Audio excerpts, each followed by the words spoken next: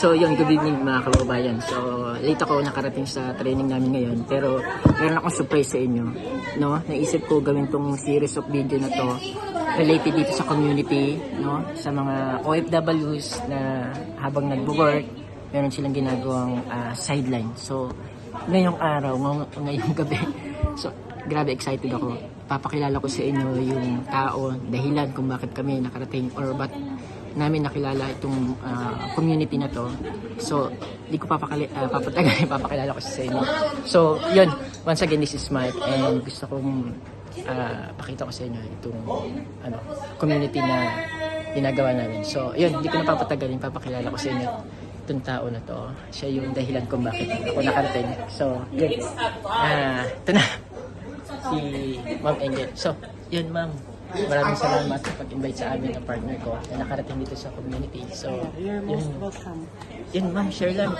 Ano yung work mo and bakit mo naisipang gawin pa yung opportunity na to, yung business na ginagawa natin, yung community, ano yung dito sa inyo? Actually, I'm a manager by profession at the morning, at night, I'm doing this business. Entrepreneurship at night. So morning, I'm a branch manager. Wow. So while I'm doing this one, it can help the financial.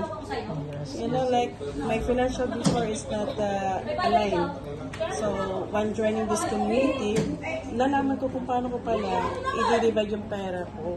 Kasi syempre, we're going to put our hard-earned money sa dapat na kalagyan para hindi tayo